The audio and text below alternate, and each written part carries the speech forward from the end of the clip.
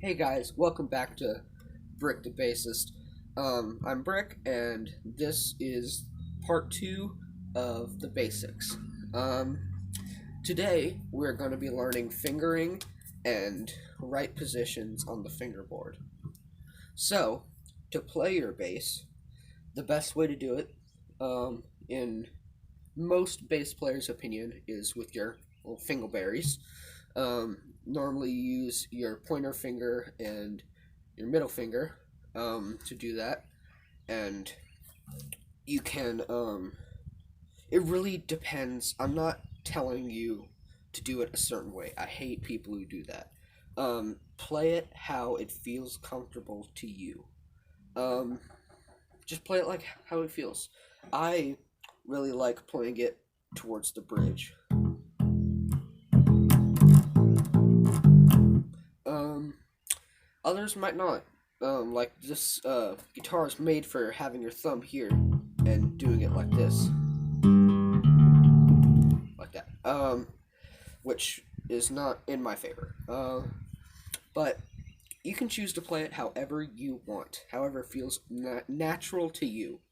Um, so what you're gonna do, simple exercise here, is get your two fingers that I pointed out here, and just E string, D string, whatever. Um, just to get your that feel down, because if you're coming off of a new instrument or not, it's still hard to adjust with your fingers doing this motion. But just could be open, could be fretted.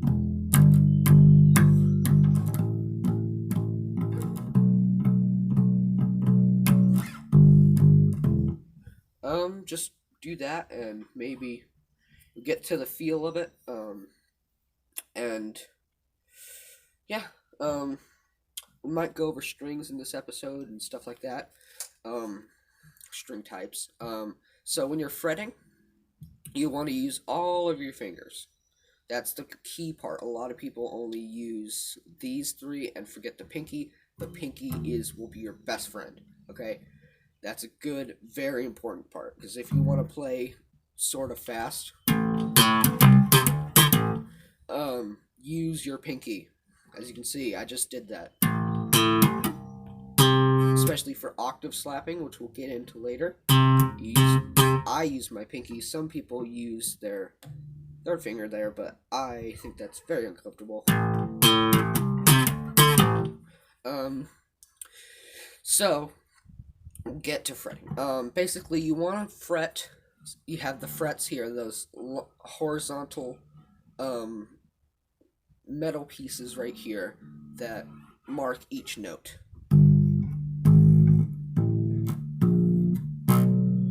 As you can see there. See when I did that? That buzz? That's because I wasn't pushing at the. You're always going to get the best tone if you push right behind the fret that you're in. The fret right here. You can see that. So you're going to push right behind it. Don't do here. So here's the entire fret. Don't do it here. This is towards the head. Don't do it there, because you'll get this. Always do it best towards right there. So we'll get into, so that's basically, you can do that on any string. That's what they're made for. And the bass has an incredible range from on standard tuning to on the G string. We'll go over string types now. So right now I have round wounds on, the most common form of strings. I don't know if it'll focus, but round wounds have a center core and strings wrapped around it. And a lot of people, when replacing their strings, don't put it on right, or they'll say they have a dead set. That's because the inner core slips, and it'll just sound like this. That's not good. So what you want to do when you're doing that is bend it around your thumb like that, and then snip it at the height of that bend, then put it in so the thing doesn't slip. Back to string types. These are round wounds, which have a honky tone. They're the most common form of bass strings there are. They have just a honky tone that a lot of people love. I'll give you a little demonstration. Let's see.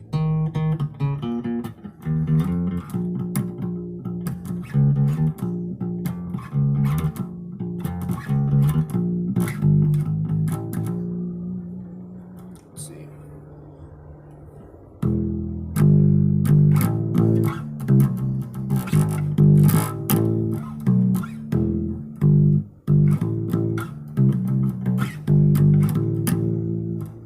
Stay tuned if you want to learn that song. Let's see, what's another honky kind of tone I know?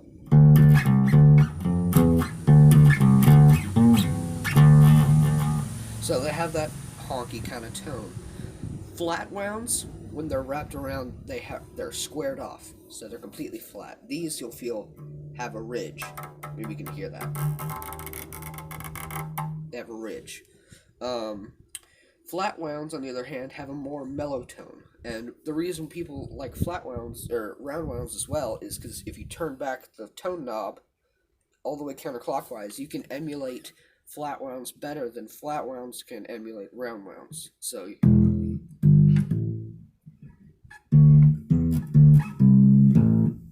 you get that just kind of basic, only the tone thing. And then tape wounds are not tape. They're basically thick strings, like literal strings, like fabric strings. They're normally black, and they have a tone somewhere in the middle, but leaning a little bit more towards round wounds. So I really want to try tape wounds because I've heard their tone and I like it. So I might want to show up one time with tape wounds. Until then, I'm going to stick with these. But it would be a cool idea. So, and then we'll get into technique of slap. What I do, I have to try and get it up here. So you're going to use your thumb, and a lot of people sometimes do this, or do this. That is horrible. Do not do that. Don't. What one of my favorite YouTubers, BassBuzz, taught me is always keep your thumb's grip and just rotate on the wrist and on the arm, and just kind of, you always want to hit it flat. Just do that, like that. And then for pops, or actually we'll keep going on slap.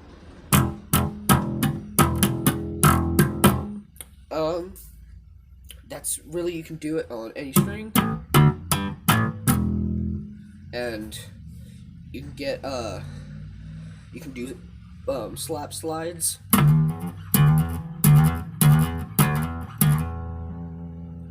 And then once you get into that slap formation, you can get into pop formation, which is, some people use it like a claw.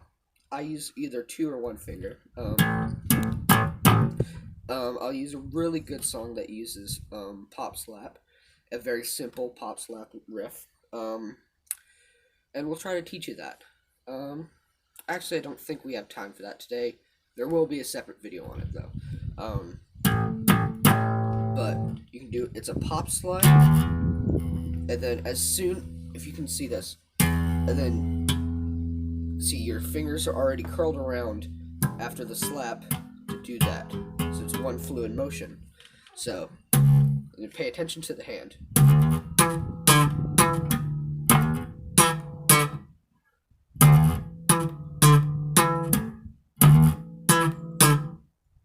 You can try and practice that, and if you'd like to learn that riff, I definitely will have a video out about that.